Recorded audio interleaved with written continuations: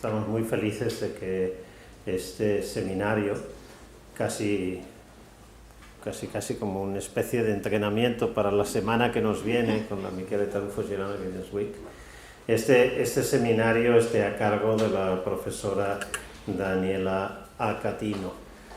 Daniela es sin duda una de las personas, de las mujeres referentes en materia probatoria y no solo, en teoría del derecho, en filosofía del derecho,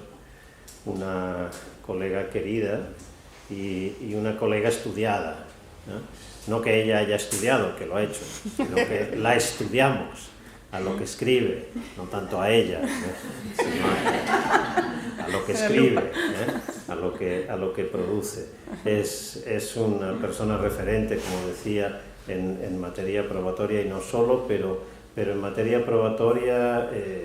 muchos de sus artículos sobre motivación, sobre sana crítica, sobre racionalidad de la prueba, sobre prueba pericial, etc., son, creo, importantísimos y imprescindibles para comprender el movimiento que se está produciendo en estos últimos 20 años en nuestra área cultural. Desde luego, además, es una persona, una voz principal de las que trabajan en estos temas desde los países latinoamericanos y también alguien que ha colaborado con esta casa, con la Cátedra de Cultura Jurídica, en nuestros diversos proyectos desde el inicio. Desde el inicio en el máster, del que fue profesora por bastantes años, hasta asumir como decana en su facultad, y sus tareas administrativas nos han forzado, o la han forzado y nos han castigado con una especie de suspensión en esas tareas de profesora del máster, que esperamos que recupere pronto, pero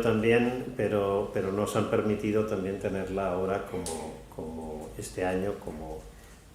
profesora invitada en este seminario. Pero también en otros proyectos, como el de la revista Quaestio Facti, del que es uno de las investigadoras, miembros del comité de redacción, desde la propia fundación de la revista. Por muchas razones, como digo, es un placer tenerla aquí, es un privilegio poderla escuchar hoy, así que sin más no quiero quitarle tiempo para esta exposición que nos va a hacer sobre prueba y verdad en la justicia de transición. Así que, Daniela, bienvenida. The floor is yours. Muy bien, vamos a poner el cronómetro mejor siempre. Y un saludo muy cordial a todas y a todos. Y por supuesto, mi alegría y mi gratitud por esta invitación, porque realmente es un gusto muy grande volver a estar en esta casa que siento muy cercana y tener en esta ocasión la oportunidad además de discutir un trabajo que está realmente en elaboración, ¿no? Que toma, digamos, su punto de partida en el trabajo publicado que les hice llegar para lectura, pero que se extiende también en un proyecto más amplio que está esbozado en un segundo texto que también les hice llegar. Este trabajo en progreso tiene además un lugar en el contexto más amplio de una línea de investigación que estoy desarrollando ya hace algunos años sobre prueba, decisiones probatorias, procesos judiciales fundamentalmente en contextos de justicia de transición y tal vez vale la pena que partamos por clarificar a qué nos referimos con este concepto, ¿no? Para hacer alusión a un conjunto de prácticas y también de discursos sobre estas prácticas que se ocupan de abordar en contextos de transición a la democracia desde dictaduras o transiciones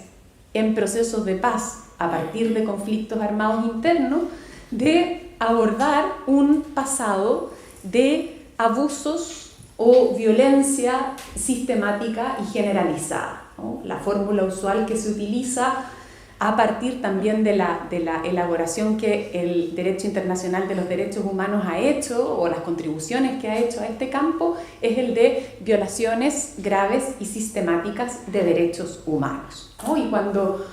cuando se utiliza este concepto, justicia de transición, se alude entonces a un conjunto de objetivos y mecanismos. Mecanismos para lograr establecer verdad, mecanismos para lograr justicia en términos, digamos, restrictivos referidos a la justicia retributiva o a la justicia penal, para reparar a las víctimas y para asegurar la no repetición de esas violaciones.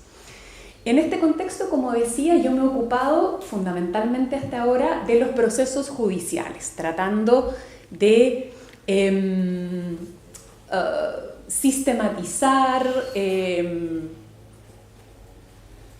reconstruir fundamentalmente lo que ha sido la experiencia chilena de juzgamiento de crímenes de la dictadura militar que tuvo lugar entre 1973 y 1990 y que se activan con mucha intensidad a partir de 1998, que son poco conocidos, yo diría es un proceso menos conocido, por ejemplo, que el proceso argentino, porque a diferencia de lo que ocurre en Argentina, donde primero hubo el juicio a las juntas y luego un proceso de reactivación de procesos penales orales, en Chile los procesos penales respecto de estos delitos son tramitados conforme al antiguo procedimiento penal escrito, ¿no? Entonces no tenemos juicios orales públicos respecto de los cuales haya imágenes y alguna difusión pública, sino que tenemos en realidad un conjunto muy importante, ya son alrededor de 600 los procesos penales concluidos con sentencias de término, pero que se expresan en expedientes, dossiers muy voluminosos, pero muy difíciles de acceder. Entonces, en ese contexto, por ejemplo, ¿no? Elaboramos una página web que es hasta hoy día el único repositorio público de sentencias actualizado de sentencias en estos casos, en estos procesos por violaciones de derechos humanos, ¿no? Pero en este caso, en el caso del trabajo sobre el que voy a exponerles, no me ocupo, ¿no?, de prueba en el contexto de procesos judiciales, que es un tema además que tiene un floreciente interés a propósito de la prueba en el derecho penal internacional. Esos son algunos trabajos que menciono ahí. Hay un trabajo muy interesante de Edgar Aguilera, desde hace unos 10 años que este es un tema que está generando una literatura muy interesante, entre otras cosas, y luego podemos también volver sobre esto, porque el procedimiento establecido para la Corte Penal Internacional es un procedimiento que combina elementos del procedimiento probatorio típico de los ordenamientos de common law, ¿no?, con elementos también propios de los sistemas de civil law. Entonces se dice que es un tipo de procedimiento probatorio híbrido, que son reglas de prueba que combinan elementos de las dos tradiciones, y eso lo hace un espacio especialmente interesante también desde el punto de vista comparativo y de la teoría de la prueba. Pero como decía, me interesa en esta ocasión más bien, ¿no?, centrar la atención no en los mecanismos judiciales, ¿no?, asociados a la justicia de transición, sino en los mecanismos extrajudiciales dirigidos a la averiguación de la verdad, y también a algunos mecanismos judiciales, pero que no están destinados al establecimiento de responsabilidades, sino a la determinación autoritativa o a la certificación de ciertos hechos, ¿no? Básicamente, y como habrán visto en los textos, me interesa prestar atención a las comisiones de verdad, que es un tipo de institución muy característica de la justicia de transición, muy vinculada precisamente a los orígenes de este concepto en los años 80 del siglo pasado, fines de los años 80, y también a los mecanismos para la identificación de restos de personas víctimas de desaparición forzada, una práctica tristemente muy frecuente, particularmente en los contextos de las dictaduras latinoamericanas, y que ha dado lugar en los últimos años al establecimiento de planes o programas de búsqueda impulsados desde el Estado que o bien no tienen órganos ad hoc, que serían otro tipo de órgano extrajudicial para realizar las tareas de búsqueda, incluyendo la tarea de restauración o restitución de la identidad legal de los restos que hayan sido recuperados, o bien, ¿no?, se apoyan en los procedimientos ordinarios de identificación que cumplen en este caso una función excepcional, extraordinaria, ¿no?, para la que no han sido usualmente previstos, que es, por ejemplo, vamos a ver el caso chileno, ¿no? Hay un plan de búsqueda, pero el mecanismo de identificación sigue siendo un mecanismo judicial, porque no se prevé un órgano ad hoc en el contexto de ese plan de búsqueda. Y digamos, el punto de partida de las preguntas que guían este trabajo es, ¿no?, que en estos casos hay un reconocimiento normativo, institucional a estos mecanismos de un fin epistémico, de un fin de averiguación de la verdad, ¿no?, en un contexto, el de la justicia transicional, en el que se atribuye a la verdad un especial estatus como fin institucional, ¿no? Podríamos decir, mientras en el contexto de la prueba judicial hemos tenido extensas discusiones para, ¿no es cierto?, tener que justificar una concepción epistémica, racionalista de la prueba y destacar el fin de averiguación de la verdad, en estos contextos son, ¿no?, los propios mandatos constitutivos de estas instituciones, o bien, ¿no?, los documentos de derecho internacional de derechos humanos, distintos documentos fundamentalmente de soft law, que regulan el campo de la justicia de transición, o bien, ¿no?, decisiones judiciales de los tribunales regionales de derechos humanos, los que insisten, ¿no?, y claramente advierten la relevancia de la averiguación de la verdad como fin institucional y conectan ese fin con las instituciones de las que me interesa ocupar, ¿no? Es muy usual, como pueden ver en la lámina, una sistematización cuatripartita de los objetivos de la justicia transicional a los que antes me referí, y la asociación, ¿no?, del objetivo institucional de la averiguación de la verdad, sea con los procesos judiciales, una verdad judicial instrumental a la justicia fundamentalmente penal, aunque también a la justicia civil reparatoria,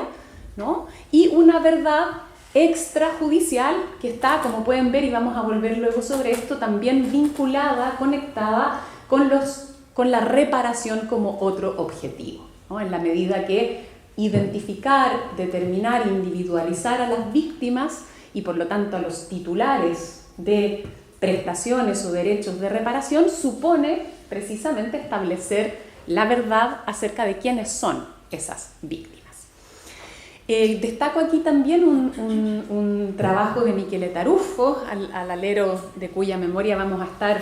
discutiendo intensamente sobre prueba la próxima semana, ¿no?, y cómo en ese texto Michele Tarufo también advierte, ¿no?, el interés de esta centralidad del valor de la verdad, del fin de la verdad, algo que le preocupó mucho a Michele Tarufo también,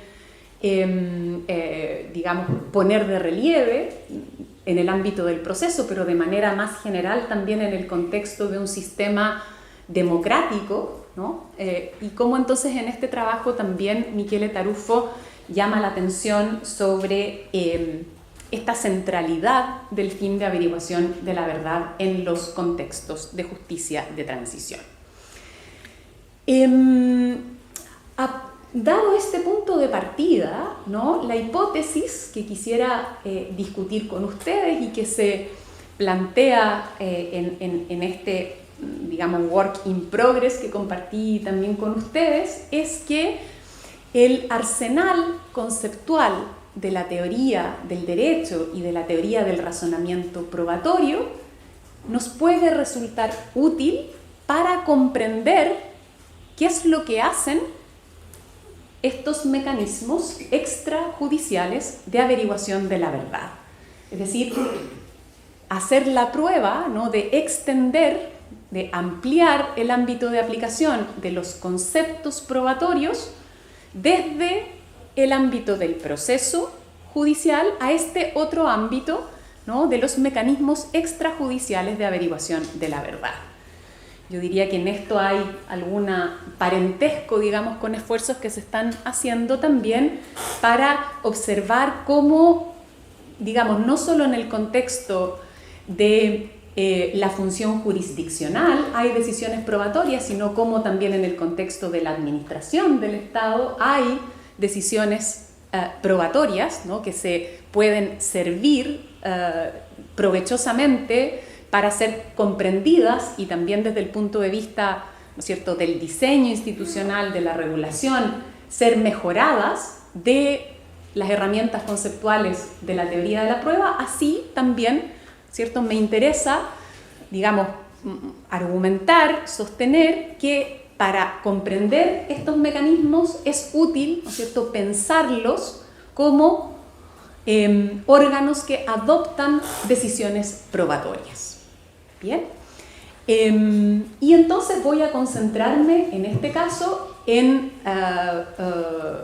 digamos, mostrar, tomando como,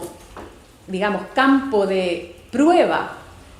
la experiencia chilena, sea de comisión de verdad, sea de mecanismo de identificación de restos de personas víctimas de desaparición forzada, esta tesis, ¿no?, mirando sea los documentos, ¿no?, constitutivos de estos mecanismos, sea la forma en que son definidos institucionalmente, sea sus propias prácticas, ¿no?, su funcionamiento. Y en particular, ¿no?, vamos a ver que un concepto que aparece como relevante para poder dar cuenta de lo que hacen, de lo que hizo la Comisión de Verdad chilena y de lo que hacen los jueces chilenos cuando resuelven acerca de la identificación de restos de personas víctimas de desaparición forzosa, es el concepto de estándar de prueba. Dos prevenciones, porque alguien podría decir, bueno, esto parece relativamente obvio, ¿no? Alguien podría decir, bueno, ¿por qué darse el trabajo de sostener esta hipótesis, de defender esta hipótesis, si es que pareciera que siendo órganos que tienen facultades, competencias para determinar hechos, bueno, si determinan hechos es que adoptan decisiones probatorias. Sin embargo, ¿no?, si miramos la literatura sobre comisiones de verdad, la literatura sobre mecanismos de identificación, la verdad es que esta dimensión probatoria, esta dimensión, ¿no?, de pensar qué tipo de decisión autoritativa es la que estos órganos adoptan, tiene, digamos, escasa presencia. En el caso de las comisiones de verdad, ¿no?, digamos, hay un énfasis en sus roles de investigación, ¿no?, y cuando se habla de prueba en ese contexto, sobre todo se hace para relevar el rol que las comisiones de verdad cumplen recopilando pruebas, recopilando antecedentes y destacando la importancia de que esos antecedentes sean resguardados, custodiados por las comisiones de verdad, en el contexto de lo que se suele denominar como función de documentación, ¿no? Pero no hay, digamos, no se presta la misma atención a la circunstancia, ¿no?, o al hecho de que estas comisiones tienen que no solo relevar antecedentes, sino hacer algo con estos antecedentes, producir informes, ¿no? Y en el caso de los mecanismos de identificación, la literatura que se ocupa de ellos suele destacar, ¿no?, que se trata de procesos que combinan dimensiones forenses, que suponen un conocimiento experto, con dimensiones sociales y políticas asociadas, ¿no?, al contexto de las comunidades afectadas por estos crímenes, ¿no?, pero no ponen de relieve la dimensión institucional, el hecho de que también identificar constituye, ¿no?, el resultado de una decisión institucionalizada. ¿Qué quieres convertir? Bien. En este contexto, entonces, de ahí a que, desde mi punto de vista, tenga sentido hacernos la pregunta y tratar de justificar que lo que hacen estos mecanismos es, al menos en parte, ¿no?, o digamos algunas de las decisiones que adoptan, pueden ser reconstruidas útilmente como decisiones probatorias. Y quienes estamos en esta sala sabemos, ¿no?, que si estamos hablando de decisiones probatorias, entonces necesitamos estándares de prueba. Y yo no me voy a detener en la explicación de este concepto, porque asumo que aquí ya ha sido, digamos, trabajado en el contexto del máster, que tenemos alguna, ¿no es cierto?, noción sobre el tipo de regla, que son las reglas de estándares, y sobre todo, ¿no?, acerca de cómo, dado el carácter, ¿cierto?, probabilístico del razonamiento probatorio, que determina que cuando valoramos pruebas, llegamos a un resultado que significa establecer la corroboración en un cierto grado de una hipótesis, ¿cierto?, pero para decidir necesitamos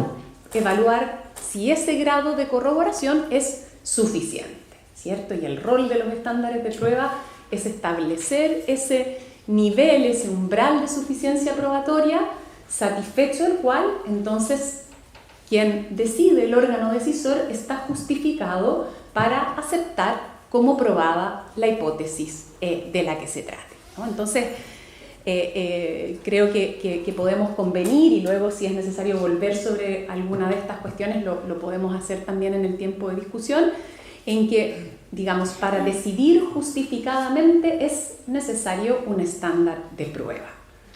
Y por consiguiente, ¿no?, si es que las decisiones en las que estoy poniendo foco son decisiones probatorias, esas decisiones requieren y habrán requerido, en el caso de las decisiones ya pasadas, de la aplicación de algún estándar probatorio. Si es un estándar justificado, esas decisiones estarán a su vez justificadas, pero, ¿cierto?, no ha podido adoptarse una decisión acerca de la prueba de un hecho sin asumir algún umbral, ¿no?, algún umbral para establecer la suficiencia probatoria. Entonces, me quedo con esos, digamos, puntos centrales acerca del concepto de estándar de prueba, que vamos a ver entonces aparece en los análisis que voy a hacer enseguida de estos dos tipos de mecanismos. Digamos, la alusión a esta necesidad de los estándares de prueba, ¿no?, lleva al mismo tiempo a advertir o a plantear, digamos, como un camino de investigación interesante, que es el que recorro en parte en el texto sobre la experiencia chilena de identificación de restos de personas detenidas desaparecidas, y también en este borrador que les hice llegar sobre la Comisión de Verdad chilena,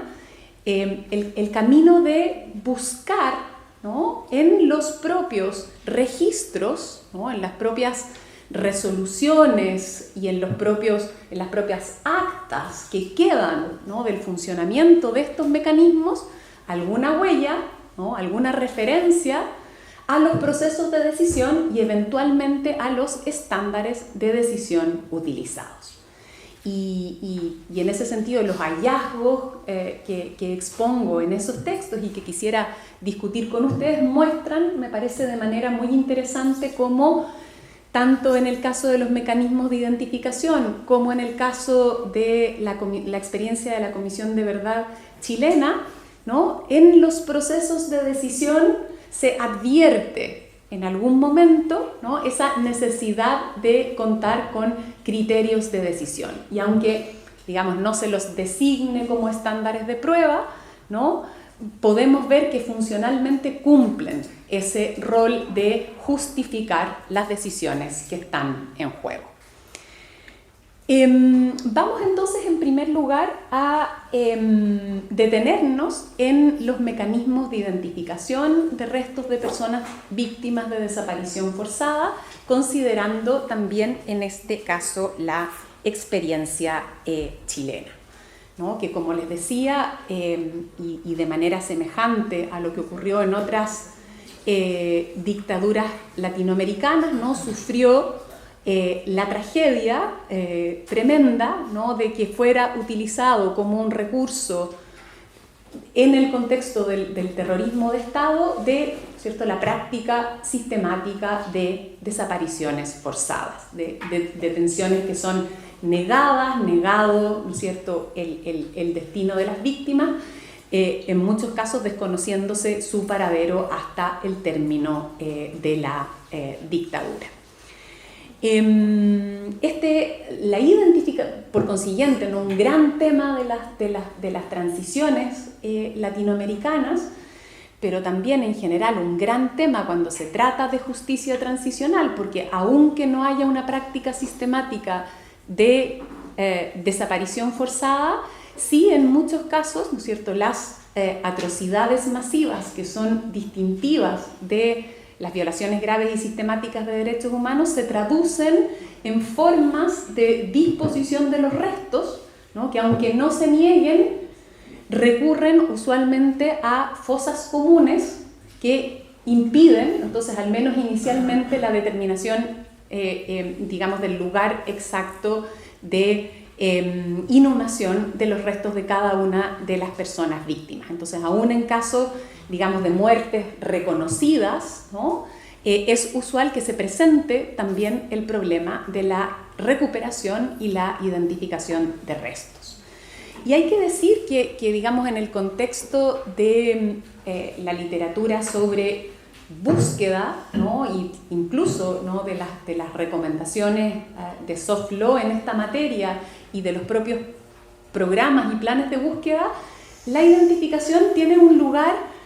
yo diría, se le presta menos atención, ¿no?, que a la regulación del resto, ¿no?, de la cadena de pasos de búsqueda, porque justamente es el eslabón final, es un eslabón que además no necesariamente tiene lugar. Cuando antes me refería a las dimensiones políticas de la identificación, es interesante advertir que no siempre las comunidades, las familias, las comunidades afectadas tienen interés, ¿no?, en necesariamente proceder a la identificación individual, ¿no? Hay comunidades en las que, digamos,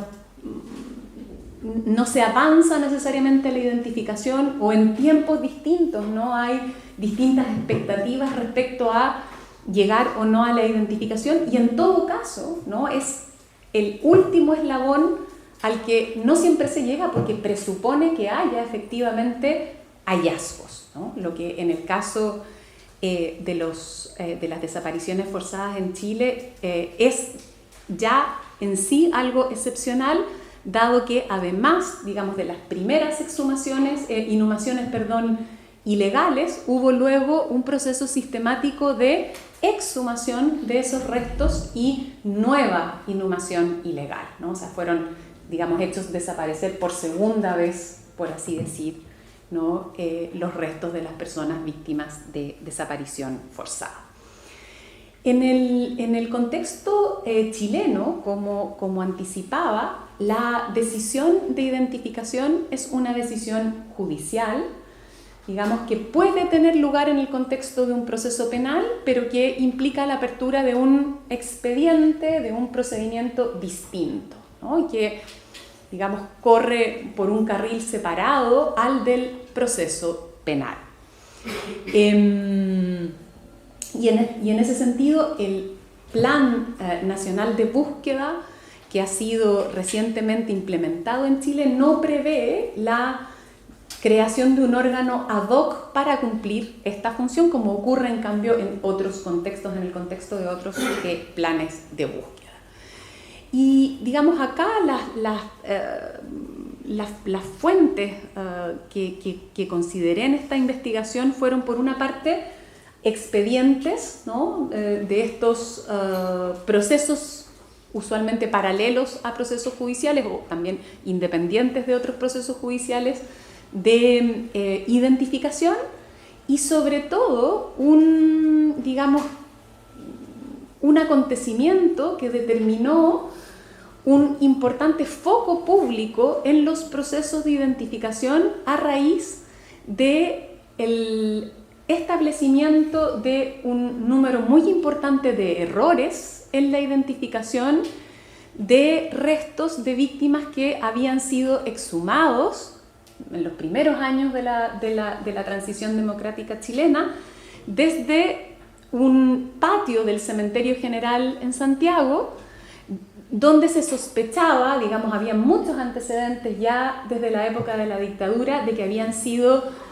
inhumados cuerpos en los primeros meses posteriores al golpe de Estado. No hay registro de alrededor de 500 o 1000 inhumaciones, muchas de las cuales entonces se suponía podían corresponder a personas víctimas de desaparición forzada, de las que se perdió, ¿no es cierto?, toda noticia después de esos primeros meses. Entonces, en este contexto fueron recuperados restos de 126 personas. De esos restos pudieron ser identificados entre 1993 y 2003 126 restos, ¿cierto? Se les restituyó una identidad, fueron luego restituidos a las familias, ¿no es cierto?, para poder finalmente cerrar el proceso enorme de duelo. Y ya a partir de 2003, a propósito, ¿no?, de que empiezan a practicarse, en este caso las identificaciones se realizan sin recurrir a pericias genéticas, a pericias de ADN, básicamente con comparaciones de datos antropomórficos premortem, postmortem, más una técnica a la que luego me voy a referir con un poco más de detenimiento, que es la técnica de superposición cráneo-facial, ¿cierto?, donde se comparan fotografías de la potencial víctima, ¿no?, con imágenes de los restos recuperados y fundamentalmente del cráneo, ¿no?, para establecer coincidencias en una serie de puntos. En los primeros años 2000-2003 comienza a utilizarse también, empiezan, a tener lugar los primeros usos de pruebas genéticas, y en ese contexto, ¿no?, se logra esclarecer la identidad de restos que hasta ese momento no habían sido identificados, pero se detecta, ¿no es cierto?, que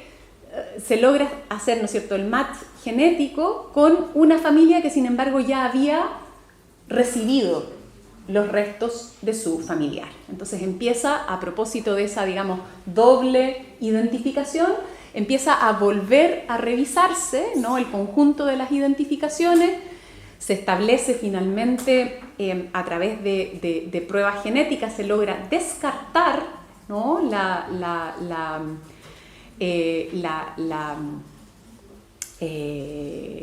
identificación en prácticamente la mitad de las identificaciones que habían sido realizadas,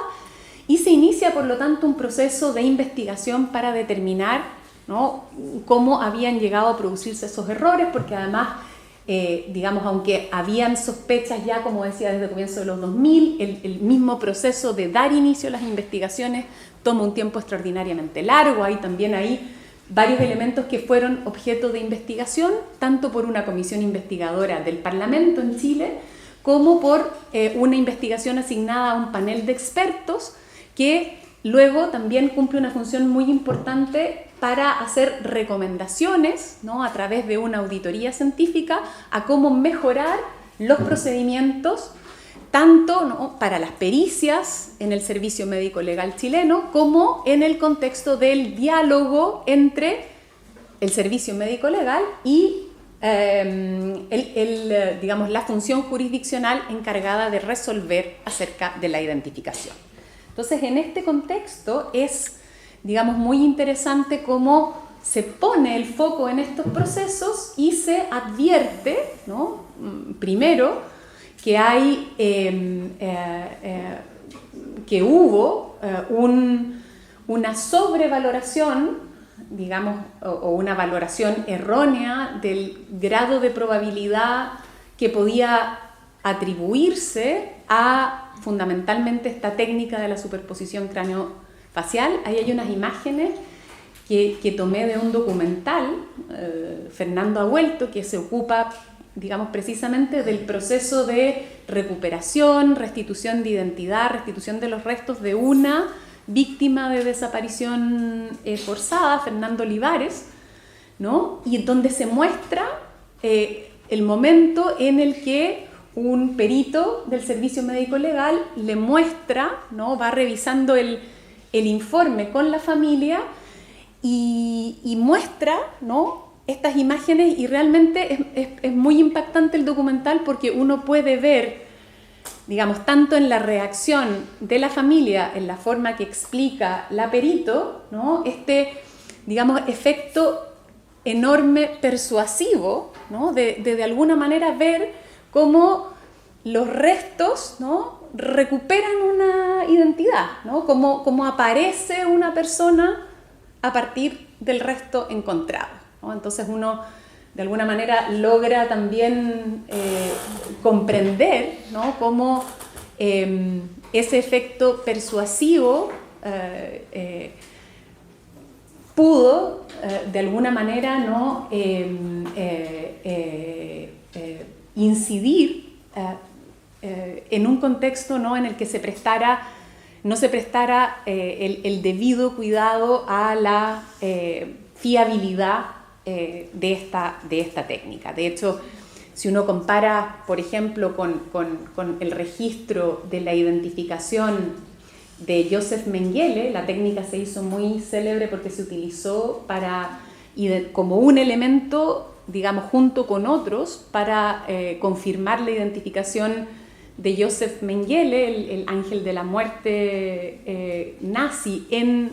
Brasil, ¿no? Y en ese contexto, si uno mira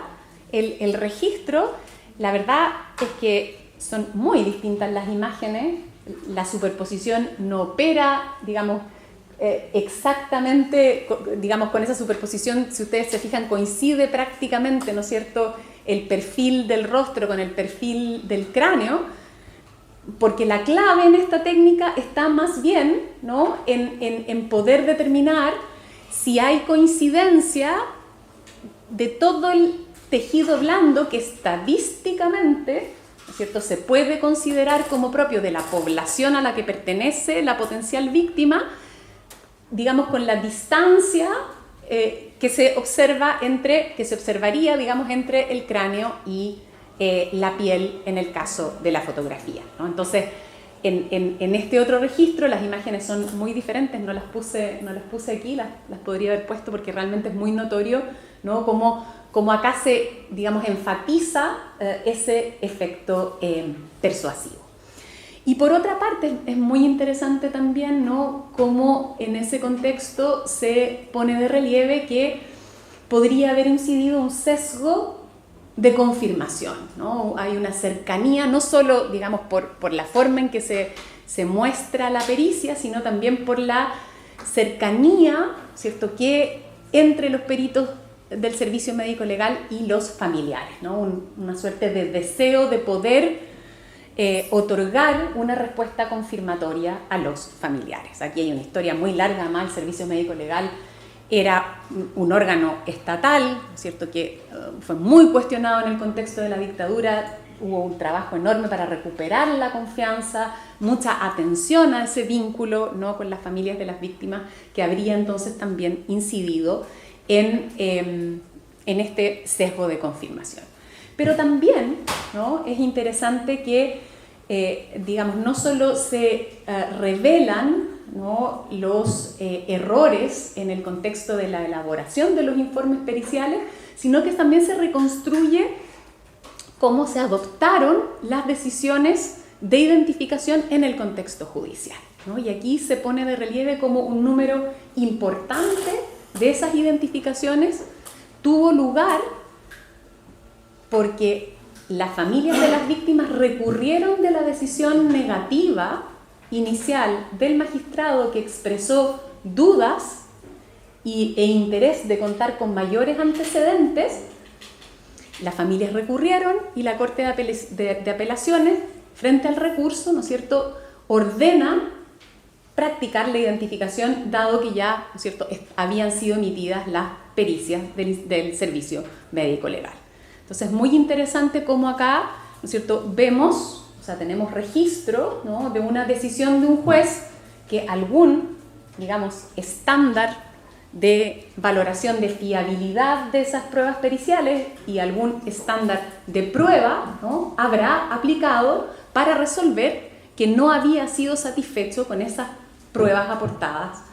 a través del informe del servicio médico legal, ¿no? Por supuesto, aquí, ¿no?, entra en juego también algo que no es solo propio, digamos, de este mecanismo institucional, que lo vemos también en el proceso judicial y que es, ¿no?, esta dificultad de articular, ¿no?, un rol de valoración de la prueba pericial que no se reduzca, ¿no?, a la deferencia acrítica y que tenga especial atención también a los riesgos de sobrevaloración semántica. Seguramente de todas estas cuestiones van a discutir también en próximos cursos, ¿no?, asociadas a que el perito se pronuncia no directamente sobre aquello que el juez tiene que resolver, ¿no? Lo que el perito informa o los peritos informan no es exactamente, ¿no?, si es que puede tenerse por probado que esos restos pertenezcan a una determinada persona, sino que informan cuestiones que el juez tendrá que valorar para establecer este hecho. Abierta entonces la cuestión de la decisión probatoria y la cuestión de la necesidad de un estándar de prueba, se plantea, por cierto, la pregunta acerca de no solo cuál fue el estándar, que es algo, ¿cierto?, que tendríamos que reconstruir ya hacia el pasado, sino que cuál deba ser el estándar de prueba en estas clases de decisiones, ¿no? Y creo que aquí hay, digamos, buenas razones para estimar, ¿no?, que los costos asociados al riesgo de error de un falso positivo son extraordinariamente altos, ¿no?, y que por consiguiente es razonable asumir, ¿no?, que habría buenas razones para establecer un estándar especialmente exigente, ¿no?, que evite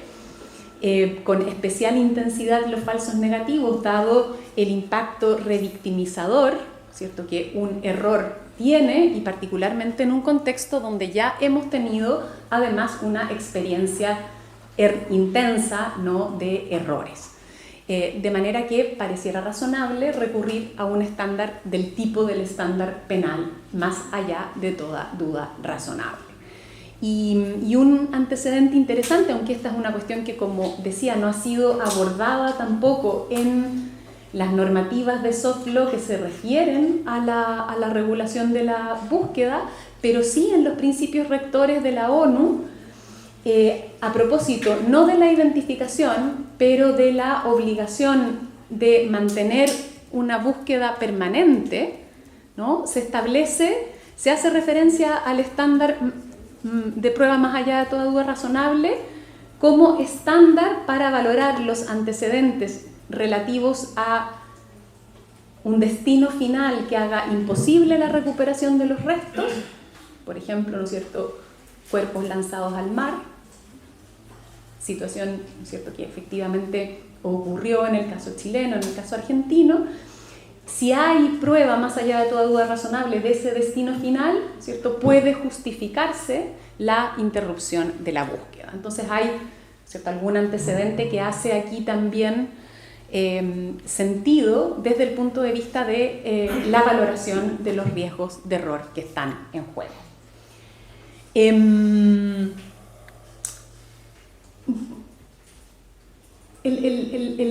punto final que me interesa poner de relieve, ¿no?, es que tras estas experiencias de error cambian significativamente las prácticas del servicio médico legal en virtud de esta auditoría, y es muy interesante cómo cambia la forma en que se practican los informes periciales. Hay referencias muy interesantes a la comunicabilidad de los informes para responder a las preguntas que el juez hace, ¿no?, lo que da cuenta, ¿no?, de digamos, una mayor reflexividad sobre ese espacio de decisión judicial.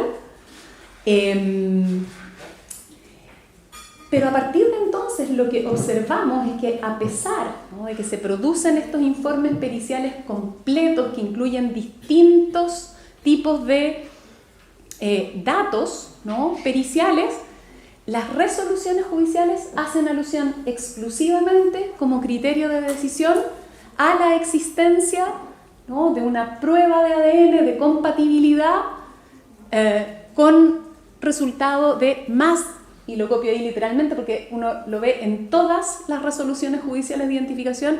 con más de 99,9% de probabilidad de acierto. Entonces,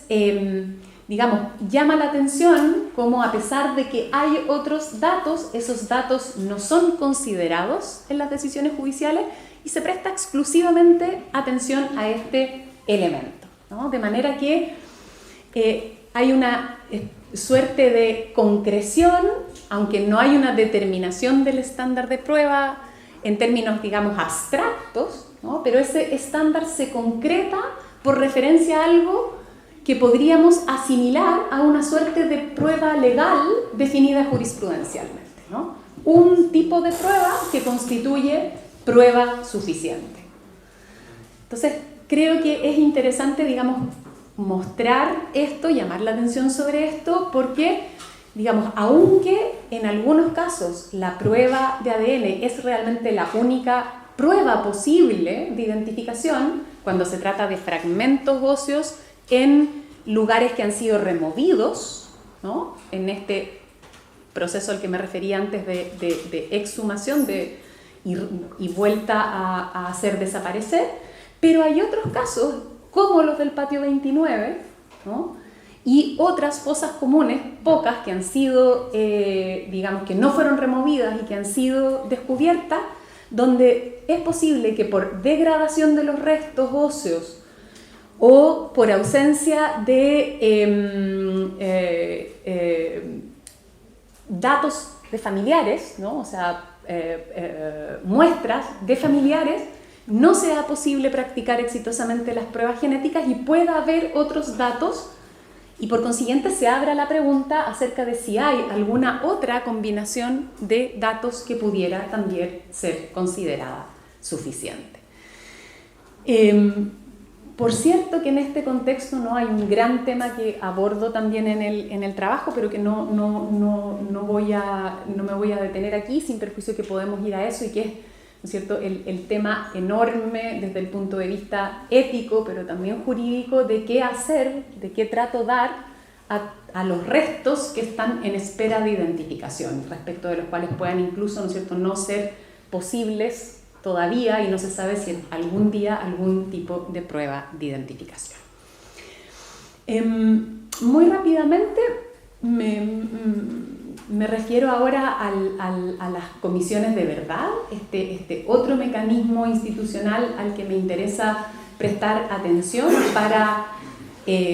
sostener, ¿no?, que se trata de mecanismos institucionalizados que adoptan decisiones probatorias y que es interesante pensar lo que hacen en estos términos, sirviéndonos de las herramientas de la teoría de la prueba, sea para pensar cuestiones como la relación entre los informes producidos por las comisiones de verdad y los procesos judiciales, ¿no?, sea para en el futuro, ¿no?, respecto de otras eventuales comisiones de verdad, regular su funcionamiento y, digamos, adoptar estándares de funcionamiento. En el caso, bueno, hay concordemos, ¿no?, en que estamos hablando en este caso de órganos institucionales, oficiales, establecidos por el Estado, a los que se les asigna una función de investigación en un tiempo determinado respecto, ¿cierto?, de un contexto de abusos a gran escala y con la obligación de realizar un informe final. Y destaco, ¿no?, acá esta definición porque como antes advertía, se suele poner énfasis en las funciones de investigación, de relevamiento documental, pero aunque las comisiones concluyen con informes, ¿cierto?, no es usual que se reflexione acerca de la naturaleza, ¿no?, de las decisiones que se expresan en esos informes. Y sin embargo, ¿no es cierto?, la tesis que quisiera sostener es que al menos algunos de los acuerdos que se expresan o de las decisiones que se expresan en los informes de comisiones de verdad tienen el carácter de decisiones probatorias, establecen hechos a los que luego además es usual que, digamos, en los mismos cuerpos normativos que establecen las comisiones de verdad o en otros se les atribuyan consecuencias jurídicas, ¿no? Y el caso que me parece paradigmático para, digamos, sostener esta tesis es el de las decisiones de individualización de víctimas, ¿no? Ya decía antes que hay una conexión entre comisiones de verdad, políticas de reparación. Es usual que las comisiones de verdad tengan también funciones de recomendar políticas de reparación y luego, ¿no es cierto?, cuando han operado comisiones de verdad, es usual que se establezcan mecanismos administrativos de reparación que reconocen a las familias de las víctimas individualizadas algún tipo de prestación reparatoria. Detengámonos entonces muy brevemente en el caso de la comisión chilena, donde es una comisión que funcionó entre 1990 y 1991. Su mandato, después hubo otras comisiones de verdad, en este caso el mandato estuvo limitado a las más graves violaciones de derechos humanos, entendiendo por tales las con resultado de muerte o desaparición forzada. Y es muy interesante, o al menos a mí me pareció muy interesante, cómo el informe de la Comisión Nacional de Verdad y Reconciliación da cuenta en sus capítulos iniciales, que son capítulos metodológicos, de la forma en que la comisión, digamos, entiende, interpreta su mandato con un lenguaje que, aunque no utiliza los conceptos propios de la teoría de la prueba, ¿no?, da cuenta de la advertencia, ¿no?, de que en este contexto se están tomando decisiones autoritativas que establecen hechos y que requieren ser justificadas mediante criterios relativos al valor y la suficiencia de las pruebas, ¿no? Entonces, una primera cuestión que creo que es importante relevar es que la comisión distingue entre lo que llama verdad individual, establecer, ¿cierto?, lo ocurrido en cada caso individual, y verdad global, entendiendo por verdad global, ¿no?, esta caracterización general, ¿no?, de las estructuras, las prácticas represivas utilizadas durante la dictadura, ¿no? Y cómo advierte que la verdad individual es, digamos, el paso previo para poder establecer esta verdad global. Me pareció muy interesante, ¿no?, cómo respecto de la verdad global señala el informe de la Comisión de Verdad que es a partir de la determinación de lo ocurrido en los casos individuales, ¿no?, que pueden construirse inferencias es posible, ¿no es cierto?, inducir patrones relativos, ¿no?, a los centros de detención, al tipo, ¿no es cierto?, a los grupos operativos que funcionaban, el tipo de prácticas represivas y torturas, etc. Con respecto a las verdades individuales, a lo que llama la Comisión verdades individuales, la Comisión identifica, ¿no?, distingue los casos en que alcanza la convicción, ese es el lenguaje que utiliza, y casos en que no logra la convicción. Y los dos tipos de casos son identificados en el informe, ¿no? De manera que aquí, utilizando un lenguaje que sigue siendo además frecuente en el contexto de los procesos judiciales en Chile, el lenguaje de la convicción, se asume, ¿no?, o podemos observar que la Comisión está funcionando con algún tipo de umbral, ¿no?, que permite precisamente establecer en qué casos alcanza convicción y en qué casos no alcanza la convicción. No hay, por supuesto, uso del concepto de estándar de prueba, ni tampoco alusión a alguno de los estándares que son usuales en el contexto de procesos judiciales, pero sí es interesante observar cómo la Comisión precisa, ¿no?, explicita sus criterios de decisión, ¿no? Y como podemos ver en la lámina, indica, ¿cierto?, que para todos los casos, ¿no?, requerido pruebas que permitan, ¿no?, establecer lo ocurrido con las víctimas. Y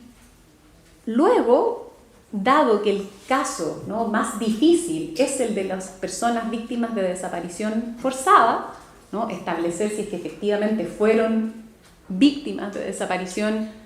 de detención por agentes del Estado, y si la desaparición puede imputarse a esos agentes, ¿no?, en este caso se determina qué tipo de pruebas fueron consideradas suficientes, ¿no? Y entonces, pruebas de detención y de que la persona haya estado en alguno de los centros de detención a través del testimonio de otras personas detenidas, desde donde fue usual, a partir de lo relevado en otros casos, ¿no? Y podemos ver aquí cómo la verdad global, las generalizaciones que induce a partir de los propios casos, son utilizadas, ¿no es cierto?, también para valorar los testimonios que recibe la Comisión, o bien, ¿no?, la Comisión indica en algunos casos, ¿no?, aún no habiendo testimonios de la detención ni testimonios de haber sido vistas las víctimas en centros de detención, se consideran suficientes un conjunto de antecedentes, ¿no?, que hacen presumir que esa persona fue víctima de detención. Y se indican aquí el tipo de antecedentes considerados, básicamente, ¿no?, que esa persona haya sido parte, por ejemplo, de un mismo grupo político y que en la misma fecha en que se pierde noticia de ella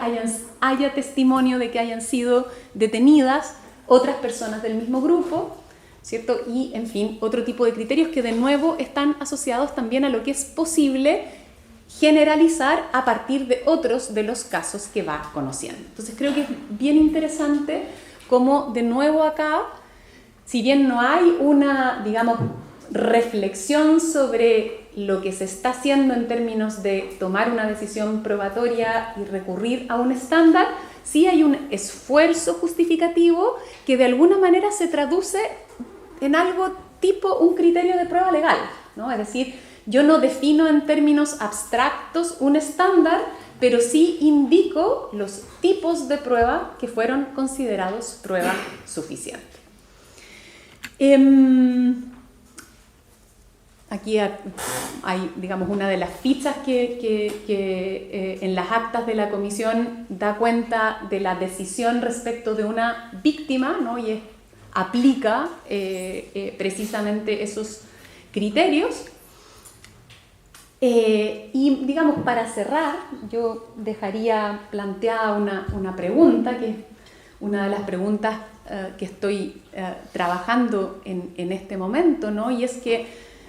si podemos considerar también, digamos, no solo a las decisiones que individualizan a una víctima y determinan, ¿cierto?, las circunstancias de su detención y ejecución, detención y desaparición,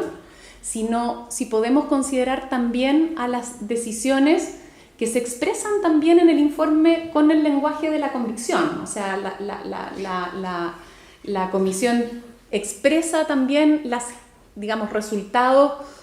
en términos de caracterización general de las prácticas represivas, los capítulos 3 y siguientes del informe va distinguiendo periodos y caracterizando las prácticas represivas en esos periodos, y utiliza también el lenguaje. La comisión ha llegado a la convicción, ¿no?, y da cuenta de que respecto de todas las partes del informe hubo adopción de acuerdos, en la mayor parte de los casos por unanimidad, en algunos por mayoría, ¿no? Si podemos también considerar a estas decisiones respecto de lo que la comisión llama verdades globales, podemos considerarlas también decisiones probatorias, ¿no? Y aquí, digamos, me parece que hay una semejanza entre, digamos, entre estas decisiones y la aceptación de generalizaciones empíricas en el contexto del razonamiento probatorio en procesos judiciales, ¿no? Cuando un juez asume una máxima de la experiencia, es cierto que en muchos casos es más bien excepcional que se justifique, ¿no?, cómo se construye o cómo llega a determinarse una máxima de la experiencia, un gran tema de interés, ¿no?, cómo se justifican las generalizaciones, ¿no es cierto? Pero diríamos, estas verdades globales se parecen bastante a las generalizaciones empíricas aceptadas en la justificación de conclusiones respecto de hechos particulares. Y es interesante observar cómo estas generalizaciones respecto, ¿no es cierto?, de la caracterización global de las prácticas represivas son utilizadas en el contexto de los procesos penales para justificar la concurrencia de los elementos contextuales definitorios de los delitos de lesa humanidad, es decir, ¿no es cierto?, que el crimen concreto se desarrolló en el contexto de un ataque generalizado o sistemático a la población civil. Se utiliza una referencia al informe de la Comisión de Verdad, entendiendo entonces, ¿no es cierto?, que esa caracterización de esa violencia como sistemática y generalizada que hace el informe, ¿cierto?, constituye base suficiente para dar por acreditada la concurrencia de esos elementos y de esa manera habilitar por, ¿no es cierto?, inaplicación de la amnistía, inaplicación de la prescripción, el abordaje en un proceso penal de los delitos ordinarios vigentes en la época, porque ese es un poco dicho de manera muy, muy rápida, ¿no es cierto?, la manera en que operan los tribunales chilenos para, digamos, procesar penalmente los crímenes de la dictadura. Y entonces se recurre, digamos, utilizando como prueba el informe de la Comisión de Verdad en algunos casos, o bien aludiendo, ¿no?, a que el informe permite determinar que ese carácter sistemático o generalizado de, ¿no es cierto?, las prácticas represivas puede contar como un hecho público o notorio, ¿no? Ahora, de todas maneras, o sea, y en ese sentido, digamos, me parece que esa similitud permite o abre un espacio a entender estas decisiones como decisiones probatorias. Nos plantea preguntas sobre, bueno, los estándares para inferir, en este caso, o para entender, ¿no es cierto?, que pruebas individuales son suficientes para justificar una generalización, pero es un desafío interesante también en el contexto, digamos, para pensar el uso o la aceptación justificada de generalizaciones empíricas, pero de todas maneras no deja una zona gris, me parece, un espacio de discusión respecto de otra clase de declaraciones o enunciados que encontramos también en el caso del informe de la Comisión de Verdad chilena y en general de los informes comisiones de verdad que expresan, ¿no?, más bien juicios interpretativos acerca de los antecedentes en términos causales. La Comisión chilena habla de datos que hacen más probable que ocurran o que hicieron más probable que ocurrieran las violaciones sistemáticas de derechos humanos, o bien en términos de, ¿cierto?, atribuir responsabilidad moral, que es el concepto que usa el decreto de mandato a la Comisión de Verdad y que utiliza la propia Comisión de Verdad, a instituciones del Estado por sus acciones u omisiones, ¿cierto?, que también en el mismo lenguaje hicieron más probable o contribuyeron a la ocurrencia de las violaciones sistemáticas de derechos humanos, ¿no? Creo que en este contexto, ¿no?, respecto de estos juicios, aseverar que se trata de decisiones probatorias ya me parece, ¿no es cierto?, que suscita mayores dudas, ¿no?, y que de todas maneras reabre una discusión clásica, ¿no?, sobre las semejanzas y las diferencias entre la historia, la tarea de los historiadores, y la tarea de las decisiones jurídicas acerca de hechos. Así que con esa pregunta abierta cierro esta presentación para que ya podamos discutir. Muchas gracias.